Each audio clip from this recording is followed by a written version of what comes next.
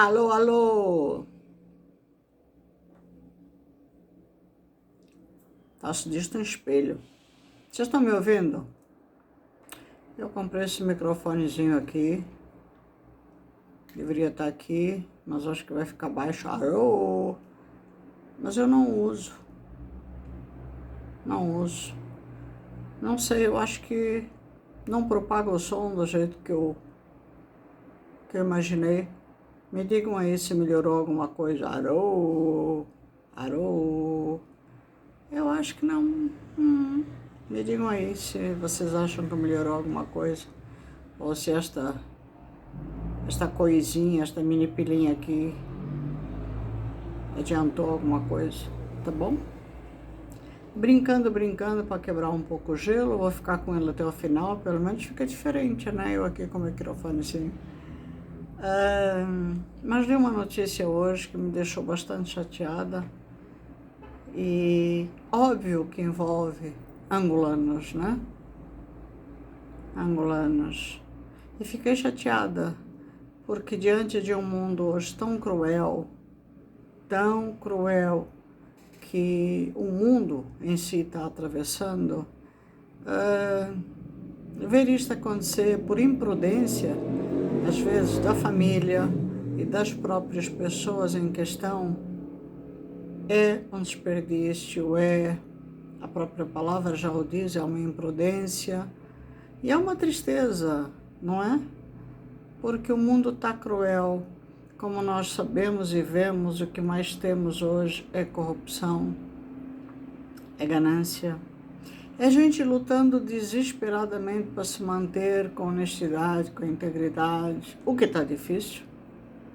E aí, quando tem assim um pequeno momento, o que é que pobre faz? Me digam, porque eu estou nessa listagem. O que é que pobre faz quando tem um momento de lazer? E pai, ele quer curtir, ele quer aproveitar. Essa mensagem entrando, só um minutinho. Ele quer curtir, mas a nossa curtição, estes são termos brasileiros, é mediante o nosso poder aquisitivo, não é? Ai, hoje eu tô doida para comer uma pizza. Dá? Não dá. Depende do país, né? Por exemplo, aqui no Brasil é caro. Óbvio que para rico o meu comentário chega a ser exorbitante. Para pobre é caro. E eu vos digo, é caro. Uma pizza aqui no Brasil, e também depende de estado para estado, tá? Em São Paulo tem um preço, e de zona para zona, de bairro para bairro também varia. No Rio de Janeiro tem outro. No Paraná, região sul do Brasil, tem outro. Mas é caro. Costuma-se dizer que quando você fala, a gente vê muitas influenciadoras nos Estados Unidos, brasileiras, que moram lá fora mostrando produtos, quando entram nas lojas, isso e aquilo, e elas dizem uma coisa que tem muito valor. Não se deve fazer o câmbio da moeda, porque tudo a gente acha que nos Estados Unidos é barato, e é um país empreendedor, podem falar o que quiserem do Trump, eu gosto do cara, que eu vejo muitos pelo mundo, mas de qualquer forma, é um país empreendedor, é um país que investe no povo e em quem entra no país, né? E mal ou bem te obriga a trabalhar. Portanto, se tu entras nos Estados Unidos, tu tens que trabalhar. Lá não é país para preguiçoso, não. Lá não é país para chegar, acomodar e encostar numa segurança social da vida, não é verdade? E o governo vai me bancar. Não, os Estados Unidos não banca ninguém. Os Estados Unidos te recebe. Hoje está mais difícil, eu até, como é que eu diria, concordo. Eu acho que essa limpa que os Estados Unidos estão dando e que muitos países estão começando a adotar é certíssima, que cada um volte para o seu país, ou todos aqueles que entraram há anos atrás, que têm residência, que têm nacionalidade, que têm filhos, que têm já uma estabilidade, se mantenham conforme as leis do país. Porque o problema não é o imigrante que vai para, é o imigrante, ou eu costumo dizer, os estrangeiros que vão para um país em questão e depois vivem às custas de um governo, né? Não trabalham, não fazem nada, são acomodados. E a gente está vendo hoje isso pela Europa e por uma boa parte do mundo. Portanto,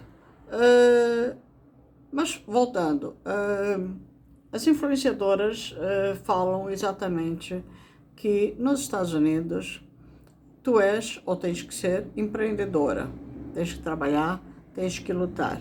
Mas mesmo assim a gente vê que existem muitas influenciadoras e influenciadores que chegam lá e batalham durante um bom tempo até conseguir criar essa estabilidade.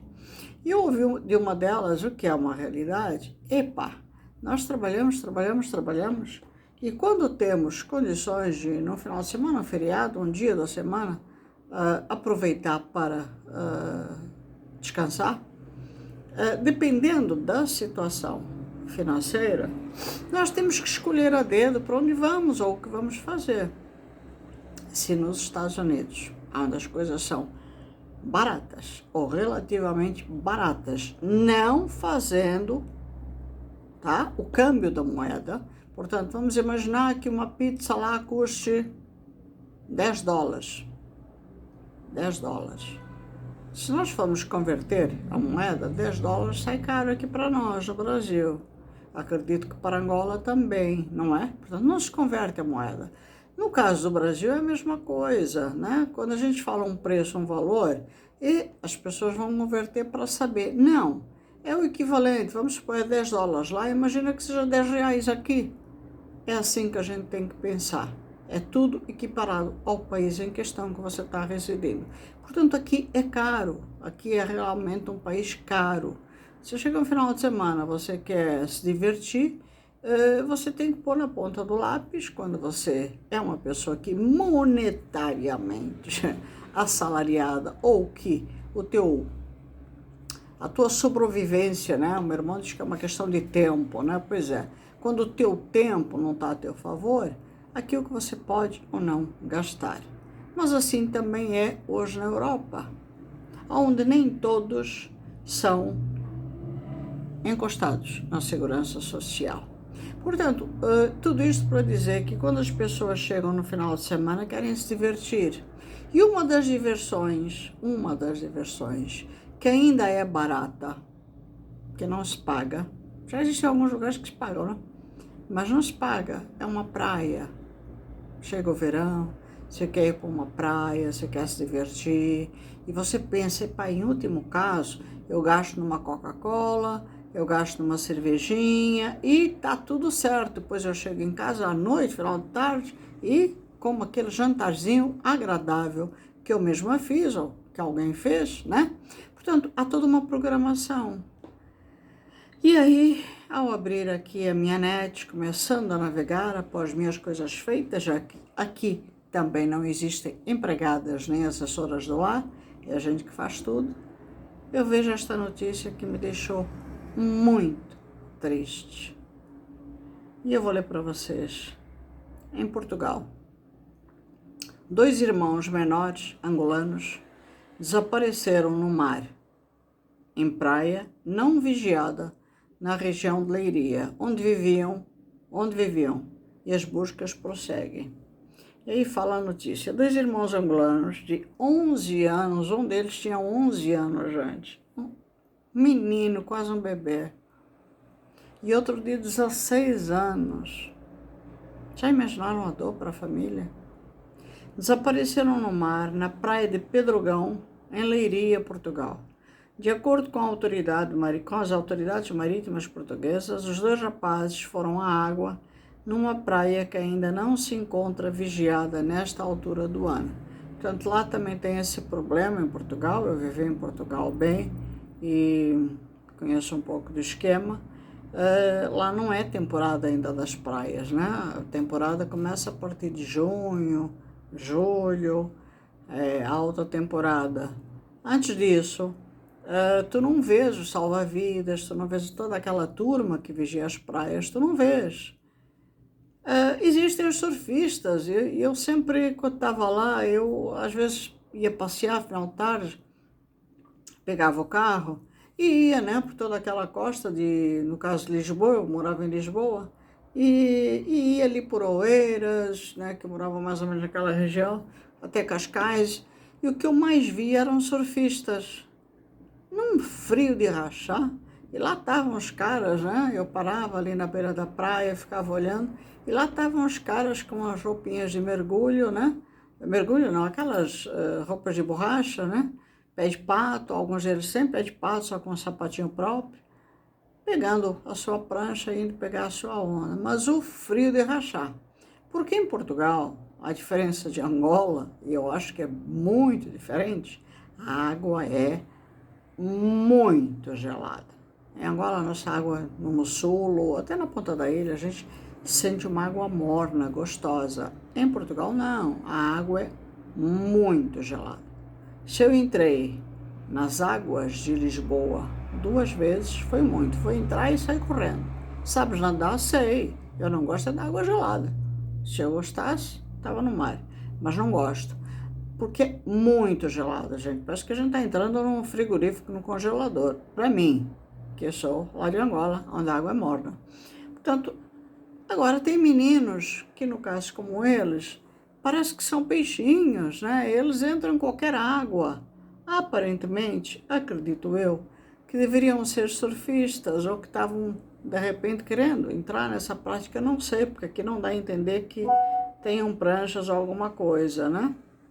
Aí a notícia fala, segundo a imprensa portuguesa, os menores que se encontravam acompanhados de familiares foram para dentro da água e foram arrastados por uma onda.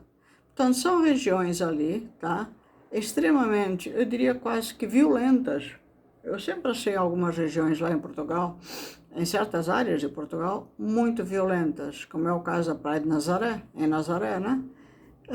E é onde tem que haver muito cuidado.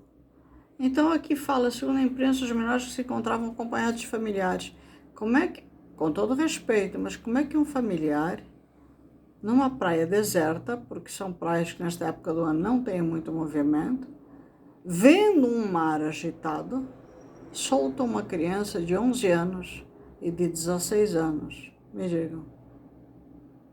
Eu já quase perdi uma filha e um filho, já foi por 2 vezes. E ela estava acompanhada da babá, foi numa época, eles eram pequenininhos, o Daniel tinha 1 ano, portanto o Daniel é o do meio, e a Carolina não foi no mar, a Carolina foi na areia, né? A praia estava cheia de gente, ela estava com a babá, num tempo em que eu ainda podia ter babá, não é? Eles eram bem pequenininhos. A Carolina estava com a babá sentada à beira da água. E, de repente, a Carolina levanta, minha filha mais velha, espoleta pra caramba. A Carolina levanta e começa a andar, queria fazer caminhadinha pela praia. E, por algum motivo, que até hoje eu não entendi, aquela babá larga da mão da Carolina para conversar. Acho eu que foi, pelo que eu entendi, do pouco que eu conversa com a menina, para conversar com uma menina, da idade dela.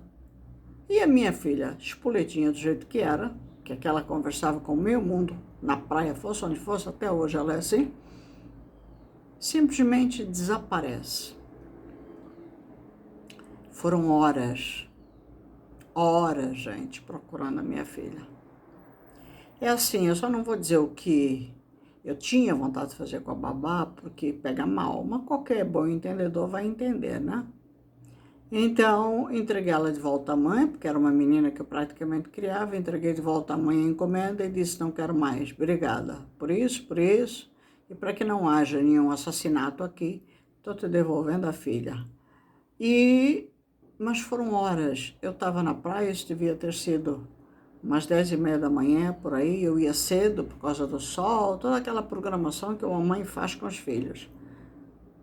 Eram 4 da tarde, era eu para um lado, meu marido, o pai de meus filhos, para o outro, e nada de achar a minha filha. Eu estava já em desespero, era salva-vidas, era a polícia que já tinha sido chamada. E nós andando, nós já estávamos quase que num extremo absurdo chegando a um outro ponto quase da cidade. E assim foi, fomos indo. A polícia dizendo, minha senhora, está escurecendo. Eu falei, eu não vou embora, eu tenho que achar minha filha. E foi por volta de umas 5 horas da tarde, ou por aí. Eu sei que foi após as 4 da tarde, das 16 horas, que eu estou andando já cansada. Eu sento na areia e começo a rezar. Chorando.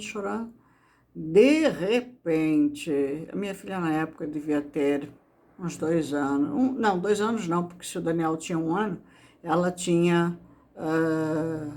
o Dani ia fazer 1 ano, ela ia fazer 2, porque eles têm diferença de 11 meses.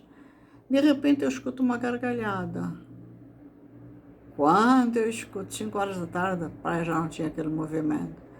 Quando eu escuto aquela gargalhada, aquilo foi como um milagre. Eu falei, essa gargalhada é da minha filha. E começo a olhar para tudo que é lado na praia, na faixa da areia da praia. Não acho ela. Mas eu estou escutando aquela gargalhada. Cadê? De onde vem? E começo então a olhar na faixa acima, onde tinham tipo de uns jangos, né? Onde ali, durante o dia, na decorrência do dia, ali tinha gente sempre vendendo peixe, acarajé, porque isso foi na Bahia, bebidas. E olho e vejo, eu só vejo, mais nada, eu só vejo um senhor, já de uma certa idade, sentado ali. E olho para aquele senhor, pensei, no mínimo vou perguntar. Quando eu estou me aproximando, porque a faixa de areia era assim um pouco mais elevada, né? Assim, ia subindo. Quando eu me aproximo, tá aquele catatal de gente, com um biquinizinho amarelo, nunca vou esquecer, né? Cheio de babadinhos na calcinha, sentada, Maria Chiquinha assim, os puxinhos assim, um de cada lado, sentada ao lado do senhor, tomando uma Coca-Cola, que eu tinha dado uma Coca-Cola para ela, e há sempre o receio, né, do que podem dar para os seus filhos. E ela rindo, falando, conversando muito, ela falava muito com as mãos. Quando eu olhei a minha filha sentada ao lado daquele senhor, eu ajoelhei de novo, comecei a chorar. Falei, Carolina. Ela veio na maior tranquilidade, mamãe, me abraçou. Aquele senhor, quando viu a minha reação, ele ficou apavorado, achando que eu ia pensar mal dele. Então, ele, na hora, veio ao meu encontro e falou, minha senhora, pelo amor de Deus, a senhora é a mãe dela? E eu falei, sou. Esta menina apareceu aqui faz umas 3 ou 4 horas, e eu segurei. Mas eu segurei, pelo amor de Deus, senhor, não pense mal de mim. Eu segurei porque eu tinha que dar um jeito, né? Eu já chamei a polícia, eu tinha que dar um jeito de entregar ela para a polícia, para descobrir quem eram os pais, porque essa menina está perdida e a gente vê que é uma menina fina, né? Aí ele tinha ouvido da polícia que a polícia estava num outro ponto da praia procurando uma criança. Essa criança era ela. Nisso chega realmente a polícia, junto estava o meu marido, e aquela festa, tudo. E eu aí entrei e falei, não, o senhor segurou minha filha. Então, isso foi um caso. E com o meu filho, a babá, que já não era a mesma, sentada à beira da água, e acontece algo parecido como aconteceu com esses meninos. Meu filho tinha 1 ano,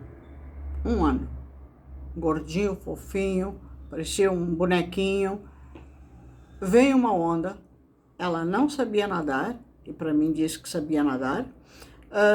Eu fui dar uma volta na praia e larguei ela, e junto lá em cima estava a outra babá, de olho nela, que era mais velha. A partir dali nunca mais tive babá, gente. Aí eu entreguei a missão à babá mais velha, que era a que estava com a Carolina, isso já foi depois do caso da Carolina, e falei, olha, ela está ali perto da água, mas fica de olho nela. E ela estava sentada, ela não estava dentro d'água, ela estava sentada à beira d'água. Mas veio uma onda, as famosas ondas da arrebentação, com tanta força, tanta violência, que bate na menina, arrasta a menina para dentro d'água, ela, perdida, porque não sabia nadar, e porque de repente engoliu água, não sei, solta o meu filho. E o meu filho é levado. A sorte. E aí é aquilo, a gente pensa, existe Deus.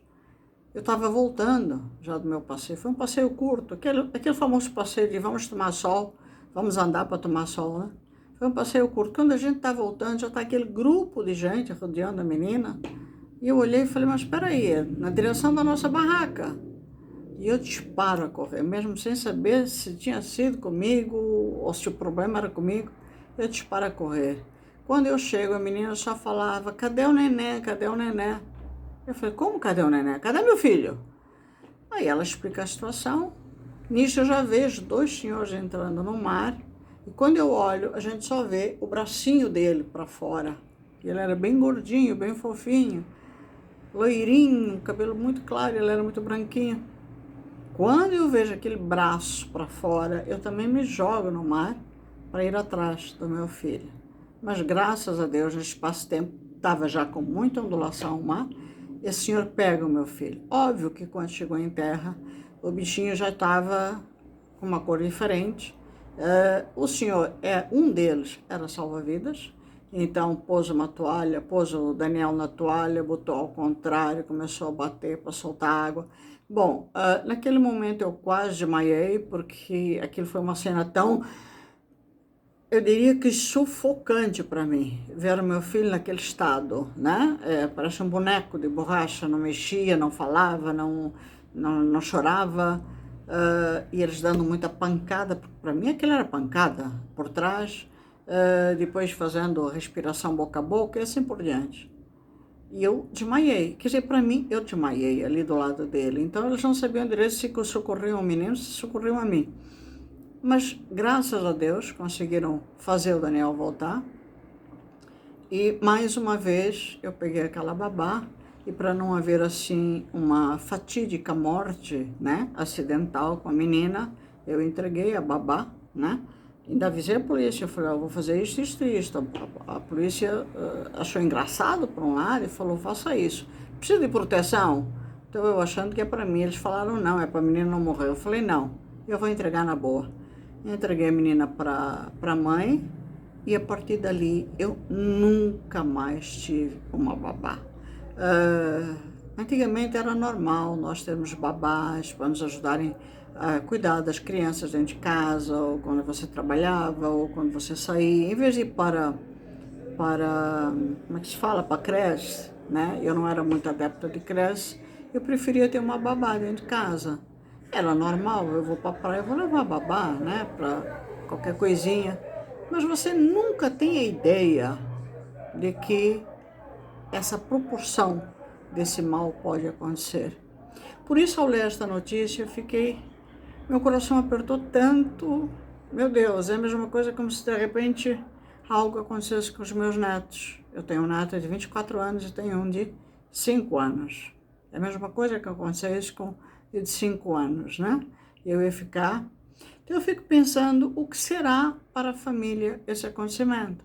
Porque se eu estou sozinha, como eu vim a ficar depois, sem a babá, muitas vezes sozinha com os meus filhos, eu não deixava ela nem, ainda mais a mais velha, que era a espoleta, quando ela começava a gatinhar, ela era malandrinha, quando ela começava a gatinhar, a querer ir para a água, que ela adorava querer ir para a água, eu já pegava ela e aí eu usava, a minha avó fez para mim um tipo de uma, na época não existia muita coisa que existe hoje, a minha avó fez para mim eu chamava de coleira, era um tipo de em ganga, os portugueses falam ganga, a gente chama jeans, né, que é o tecido da calça jeans, fez como se fosse um peitinho, não é? Aqui um colete, vamos dizer assim, um colete, apertava atrás e depois tinha aqui na parte de trás uma com ferro, era ferro, mas era forrado, né, emborrachado, onde a gente pegava, segurava ela, portanto eu chamava aquilo de coleira, parecia uma coleira para cachorrinho. E quando ela começava a querer fugir muito, eu pegava, metia-lhe o colete, prendia na armação da barraca e dizia, não, você fica aqui. Ela chorava, esperneava, mas era o jeito que eu tinha de não deixar minha filha escapar. Porque a minha filha era... a minha filha não era fácil. O outro não, o outro era mais quietinho, dependia mais da gente, gostava mais de... Tinha medo, ele passou a ter medo da água. A Carolina não, a Carolina era espoleta. Então aqui fala, os menores viviam com a avó e 2 crianças, em Monte Redondo, onde estudavam, e segundo os jornais portugueses, os pais são imigrantes no Canadá.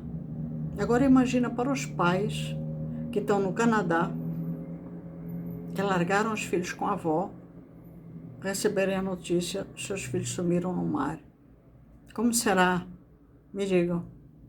O alerta para o desaparecimento dos dois irmãos foi dado ao fim da tarde de domingo, e as buscas terão sido iniciadas de imediato no mar pelos tripulantes da Estação Salva-Vidas Nazaré e da Figueira da Foz, e por um navio da Marinha Portuguesa, e por terra por elementos dos Bombeiros Voluntários de Leiria e de Vieira de Leiria.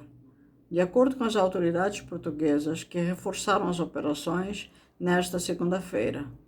Nesta altura do ano, as condições do mar são extremamente perigosas, com ondas que variam entre 1,5 metro, e 2,5.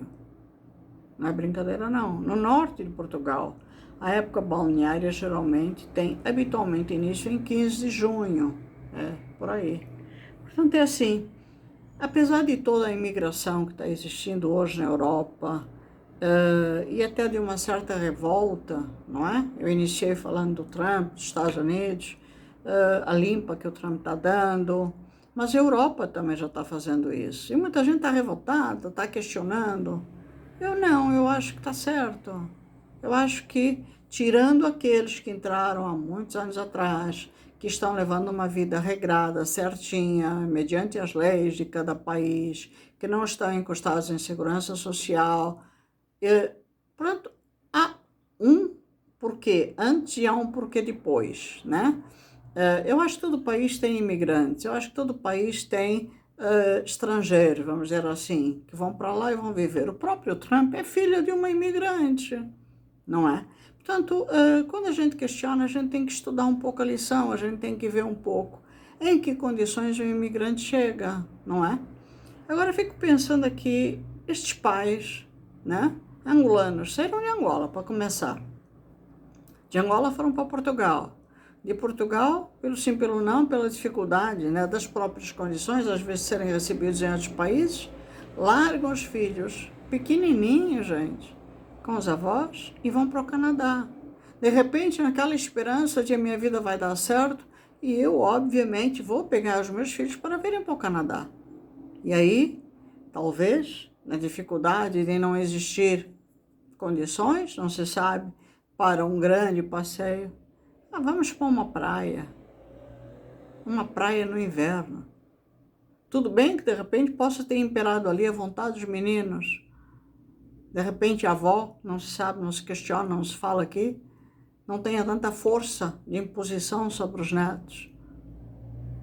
A pergunta é, como é que está o coração desta avó? Como é que está o coração destes pais?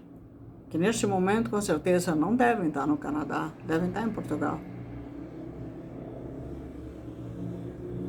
A dor da perda é terrível. E eu sei bem, acabei de passar por uma. Só que no meu caso, a gente não costuma nem deve medir, porque é diferente, filho é mais... Não. Filho é filho, mãe é mãe. A minha mãe um dia foi filha, depois virou mãe. Eu também fui filha, também virei mãe. A minha filha também virou mãe. A mesma Carolina que eu estou falando aqui, que foi espoleta um dia, hoje é mãe. A dor é a dor.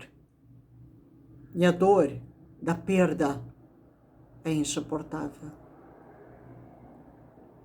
E apesar de Portugal estar atravessando um momento muito complicado, de estar realmente até convidando muito estrangeiro a sair, estar deportando muita gente já, ainda se vê pelo menos este tipo de atitude. As buscas estão sendo incessantes para achar os 2 angolanos. Tudo que o mar pega, o mar leva, dificilmente devolve. Esta é a única certeza que nós temos também em relação ao mar. É muito triste ver isto. Será que as autoridades angolanas em Portugal tomaram alguma atitude? Assim como eu li esta notícia, muita gente vai ler. Será que as autoridades angolanas, embaixador, corpo consular, tiveram noção da proporção que esta notícia pode alcançar? Todos nós angolanos que saímos de Angola, não saímos porque queremos. Saímos por guerra, como foi o meu caso, saem por fome, saem pelo desespero de não conseguir sobreviver num país. Tantos são os motivos e todos eles são negativos para procurar uma vida num país que lhes dê a dignidade de saberem sobreviver. E hoje está aí, a situação está tão feia que se você não seguir as regras do país e tudo certinho dentro da lei, você corre o risco de ser mandado de volta para a privada, dependendo do país de onde você é. E quando com muito esforço você consegue ter uma vidinha mais ou menos, os teus pais se esforçam, vão para o Canadá, vou tentar uma vida melhor, depois eu mando pegar vocês. Num triste momento de lazer, estas duas crianças, que não tinham noção da vida e não se sabe até que ponto os familiares estavam ajudando a criar essa noção, entram pelo mar adentro e lá ficam. Isto é um alerta somente, um alerta, um triste alerta do cuidado que nós devemos ter com os nossos filhos. Acabei de dizer para vocês que eu também passei por algo parecido. A diferença é que eles não entraram no mar. O Daniel foi arrastado, mas por Deus e com Deus eu estava perto e muita gente viu e tudo aconteceu rapidamente. Todo cuidado é pouco, gente. E a única coisa que eu quero dizer, ainda vivendo aquele momento, que só o tempo vai melhorar, família é tudo. Cuidem, cuidem com muito amor, porque depois que vai embora, a própria palavra já o diz, foi. Sabemos, ou pelo menos eu sei, tenho consciência, de que está indo de repente para um lugar melhor do que este mundo terreno, hoje tão horroroso. Mas nós, como mães, como pais, como avós, como parentes, iremos eternamente sentir falta daquele ser maravilhoso que foi nosso e que queríamos tanto ao nosso lado. Cuidem dos vossos. Não desperdicem um minuto, mas cuidem. Não tenham aquela pressa da vida de eu tenho que fazer isso, eu tenho que fazer aquilo, estou ocupada. Não. Porque a pior coisa que existe é o arrependimento do não ter feito. Um beijo grande a todos, fiquem com Deus. Até o próximo vídeo.